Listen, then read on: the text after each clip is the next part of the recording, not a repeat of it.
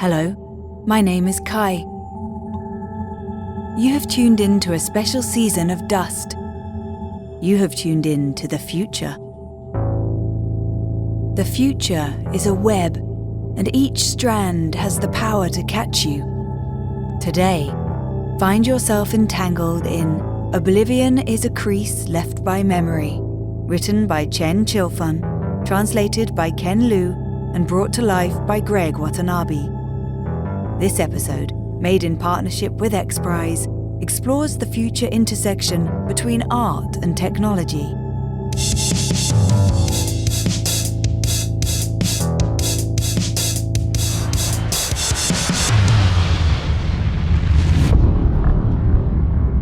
At 4:58 a.m. on June 28, 2020, the passengers on board ANA Flight 008, en route from Tokyo to San Francisco, are cruising at an altitude of 37,000 feet, approximately 1,500 nautical miles off the west coast of the United States. A small bump, otherwise noted as a barely perceptible bout of turbulence, passes Flight 008 through a temporary wrinkle in the local region of space-time. What these passengers will soon find out as they descend into SFO is that the wrinkle has transported them 20 years into the future, and the year is now 2040. This is the story of the passenger in seat 17F.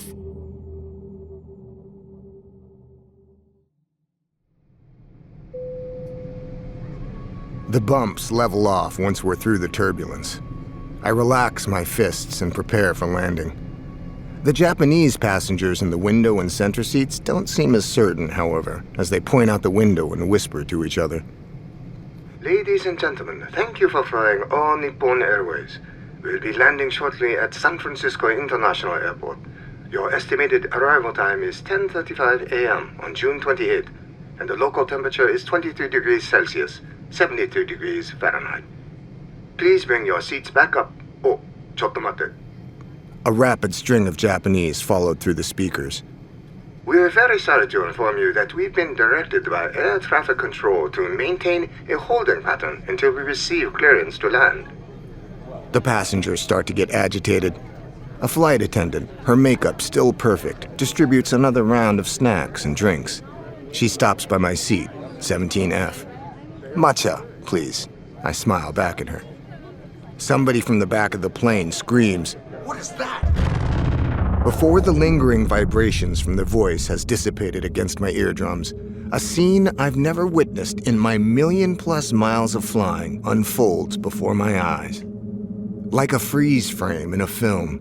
No, it's more like bullet time in some VR game, where the rate of time passing has been slowed down asymptotically close to zero.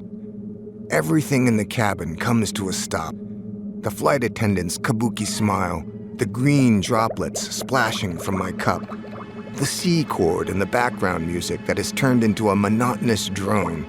It's as though I'm gazing at an enormous, intricate piece of installation art with every component suspended from transparent strings.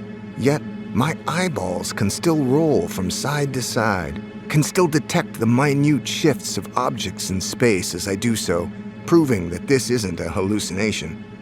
Movement on the milky ceiling of the Boeing 777-300ER catches my attention. I roll my eyes as far as I can and see a twirling flower, glowing fluorescent blue.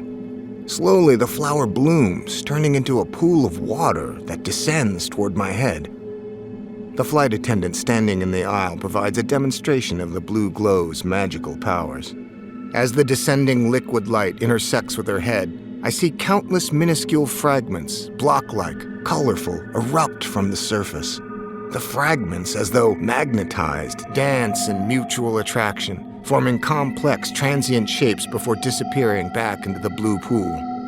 As that shimmering sea advances inexorably toward my face, bringing with it a humming as intricately layered as a symphony, my heart pounds violently against my ribcage. My grandfather's smile flashes across my mind. Perhaps we'll soon see each other in the world beyond. I guess I've run out of time to write down my last will and testament. My name is Lin Yifu. I'm 36, an independent art exhibit curator.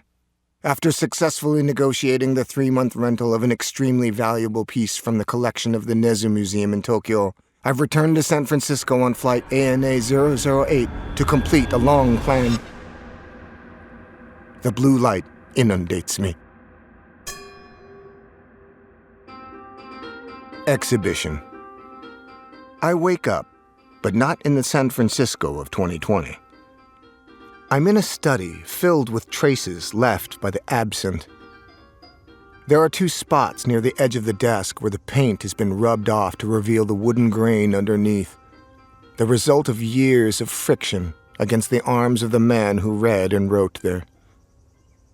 Through the window I hear the song of cicadas and the susurration of leaves. The bookshelves are filled with old tomes with yellowing pages that haven't been touched in a long time, resembling carved tombstones. The rattan armchair, bundles of scrolls, imitation Song Dynasty Bodhisattva, inkstone and bamboo brush pot are all exactly the same as I remember them. Even that pair of reading glasses with red thread wrapped around one of the temples is still sticking diagonally out of the brush pot. I stretch my hand out to touch the glasses, but the whole scene breaks apart, like a swarm of startled blue fireflies scattering, until I find myself inside a pure white room bathed in gentle light. I guess everything that happened on the plane was real. Mr. Lin, you're finally awake. A mellifluous feminine voice seems to come out of thin air. I hope you had a nice dream. Who are you? Where am I? How have you done all this? My curiosity soon turns to rage. Who's given you permission to get inside my head? That study belonged to my dead grandfather. Before he succumbed to a particular form of agnosia, he had toiled at that desk for 42 years. My apologies for any misunderstanding, Mr. Lin. Everything you experienced in your dream was the result of automatic algorithmic processing. Your privacy has not been compromised. But the details were so real that it couldn't have been a normal dream. Thinking of my grandfather, my eyes moisten. He is the reason I've curated this exhibition in the first place. Please allow me to explain, though this is going to take a bit of time. First, let me welcome you to the San Francisco of 2040. The moment I hear that number, I'm sure I'm dreaming again. The voice goes on to explain that rumors of time turbulence had long persisted without any theoretical justification or hard evidence until the reappearance of Flight MH370 over the South Pacific in 2025. Even before physicists could explain everything to their satisfaction, world governments had devised a crisis handling procedure to deal with the growing frequency of flights traveling through time as a result of such turbulence. The key issues involved ensuring the safety of flights in different timelines, as well as providing sufficient help to unwitting time travelers so that they could accept what had happened to them and integrate into their new time periods. We'll appoint a human guide for you to answer any questions you may have regarding areas you're most interested in. For example, the passenger in seat 31H wants to know about progress in artificial intelligence, while 17K is more interested in gene editing technology. Seat 25A is an ardent environmentalist, 12C is a scholar of feminism, and so on. May I ask what you'd most like to know? I have an aversion to technology. Like my grandfather used to say, the shell was transient, but the ghost was eternal. Cold, impersonal machinery only pushed people away from true beauty and mired them in manufactured illusions. Art. I want to know what art is like after 20 years. Absolutely, Mr. Lin. Your guide will meet you at 9 in the morning tomorrow. Her name is... Will I ever be able to return to my time? Well, there's no proof they return to the past, not exactly. But some passengers have indeed disappeared. I don't say aloud another possibility. Maybe they find this new world intolerable. Sophia. When I got on flight ANA 008, Sophia was already 2 years old. However, The fact that there was a brief overlap between our lives doesn't make it any easier for us to communicate. Though she is a graduate of the Academy of Art University, Sophia doesn't take me to SF MoMA, whose exterior resembles a massive crag, the Young Museum, or the Legion of Honor. When I bring up the Asian Art Museum, she looks contemptuous. I know that's where you wanted to hold your exhibition, but if you want to understand the most relevant ideas about contemporary art, you shouldn't go to places catering to tourists stuck in the past. Taken aback, I say, I thought AAU would have taught you some respect for history. She rolls her eyes. Don't be such an elitist. It's not just passé, it's obsolete. The San Francisco of 2040 doesn't look so different to my eyes at first. Other than the driverless electric vehicles everywhere, the biggest change I sense is that everyone looks younger and happier. Even more strikingly, there seems to be far fewer homeless people on the sidewalks. Sophia takes me to an ordinary neighborhood school. Instead of the traditional classrooms I remember, here, students of every ethnicity, age, and gender gather in empty rooms to talk to empty air, laugh, and make all sorts of exaggerated and incomprehensible gestures. They keep a safe distance from one another. Gene editing has cured diseases and extended lifespans, and new materials have left the air and water cleaner. AI has liberated us from repetitive mechanical labor, and quantum computers are probing the deeper structures of space-time itself. We owe all this to technological progress. However, the most important lesson we've learned in the last couple of decades is this. The goal of technology is to realize the happiness of all, not to enhance the privileges of a few. Sophia, the egalitarian, gives me a meaningful glance. But egalitarianism has no place in art. I can't help taking her bait. To create and appreciate art requires the investment of time, energy, and dedicated mental exertion. Only by paying the cost does one acquire the necessary sensitivity and understanding. Art isn't for everyone.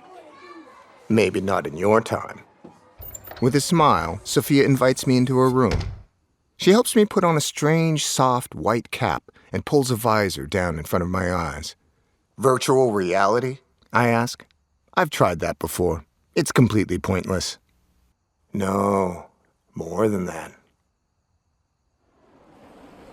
Sophia's face fades into a white fog. Abruptly, the direction of gravity changes, and I have to crouch down and press my hands against the ground to keep my balance. Gradually, the white fog dissipates, and I find myself falling toward a Japanese-style garden from a great height. Sand, rocks, a plum tree, a pool, and the statue of a bodhisattva. Wait, isn't that... I fall faster. Wabi-sabi. A hand falls against my shoulder. I reach up for it, and it pulls away. It's real. At least, I think it is. I'm not allowed to see what you can see, Lynn, because this aesthetic experience belongs to you, but I can understand how you feel. This is art. Sophia said that all art is connected to technology. I was once deeply skeptical of that view, but now I'm not so sure. This new technology, whatever it's called, has made each individual's receptivity to art effortless. The machine scans your neural perception scheme, extracts your memories and experiences, then recombines them algorithmically into a neural input signal that you can manipulate. You can adjust the input via a palette-like device to give yourself any kind of aesthetic experience, though the precision isn't quite pixel level, or whatever atomic unit is equivalent to a pixel in the experience of art. Still, the effect is absolutely astonishing, even for someone like me with years of professional training. I immerse myself in this particular aesthethoscape, created for me, marveling at everything. This is the Eastern aesthetic experience I sought to give Western visitors 20 years ago when I curated my exhibit. It's also the same spirit that my grandfather had spent all his life trying to find in the art of all East Asian cultures. The exhibit I had designed could only receive a single visitor at a time. As the visitor walked through the show, flames flickered to life, sputtered and died, never to relight.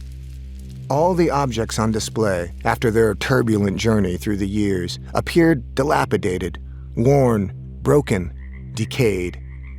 The background soundscape accompanying each object came from high-quality recordings at the original site.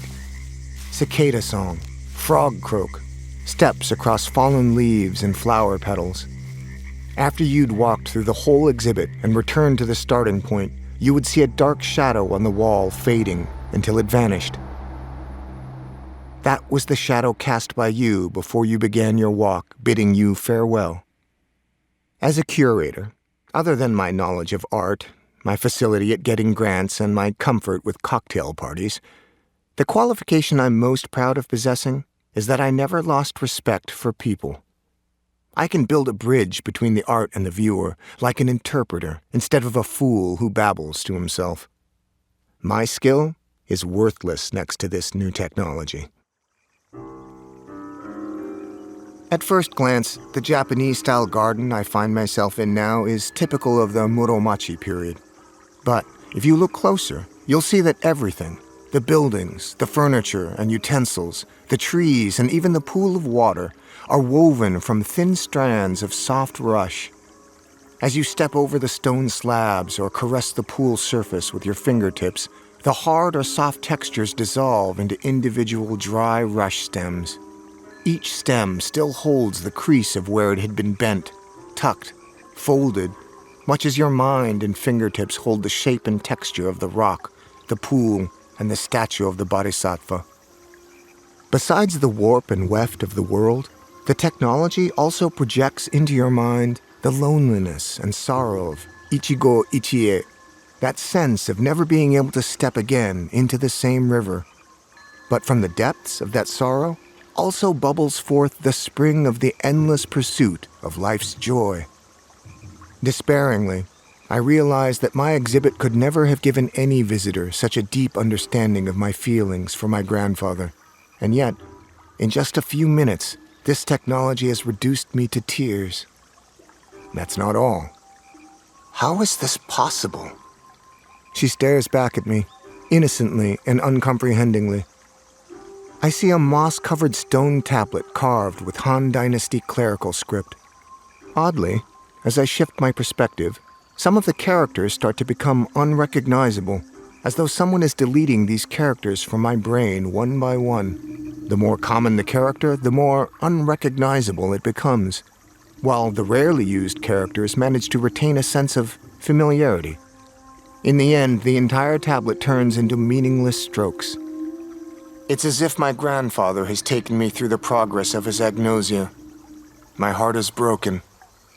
I'm glad you've discovered this. For us, this isn't just art, but also...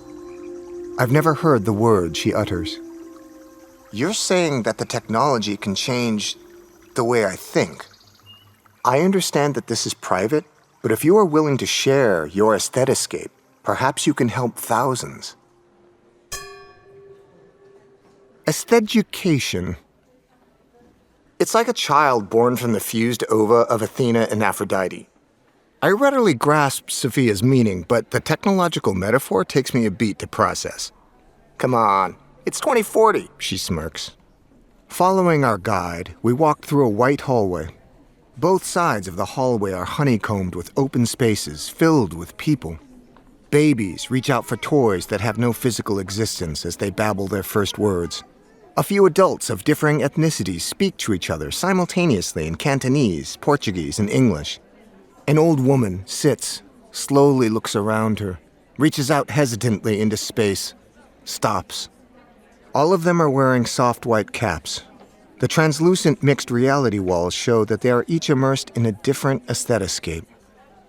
For the last few months, Sophia and I have been working with neuroscientists, programmers, and mathematical artists to understand the exact mechanism by which the wabi-sabi aesthetscape triggers alexia in an effort to reverse engineer a set of therapeutic experiences for alexia patients. This is nothing like the education of your time, where art is sprinkled in as flavoring, says Sophia. Studies have shown that aesthetic experiences can have a significant effect on the plasticity and cognitive ability of specific neural regions, such as basic reading and writing skills in children, adult literacy, second language acquisition, the ability of children on the autism spectrum to distinguish emotions, and rehabilitation of cognitive abilities in the elderly. Aestheducation is now a globally recognized method of teaching. I'm glad that after leaping across 20 years, I've been able to find my place again at the intersection of art and technology. We've arrived. 7 or 8 guests are seated in the bright, egg-shaped room.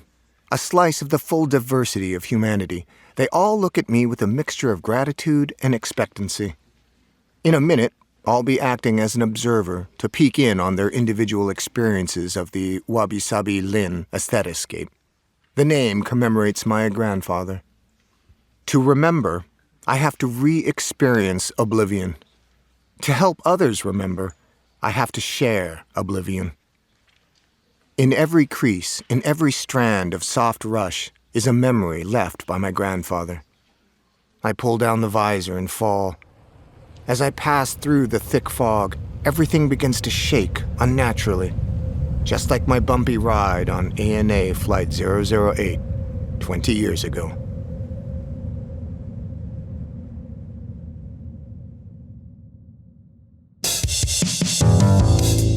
We do not yet have the aesthetiscape. We do, however, have stories. Words still have the power to plant ideas in your mind. Open yours, and I will deliver more.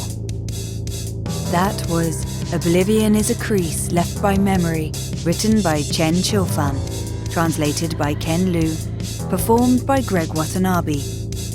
This episode was directed and produced by Mark Holden, edited by Seth Olansky, and designed by Neil Woganson and Seth Olansky at the Invisible Studios. Season 2 of Dust is brought to you in partnership with XPRIZE, designing and operating multi-million-dollar global competitions to accelerate the development of technological breakthroughs that benefit humanity. And ANA, All Nippon Airways. Flight 008 is co-produced with Eric Desatnik. Dust is produced by Stephen Michael and Margaret Laney at Gunpowder and Sky. Subscribe to Dust for new sci-fi every week.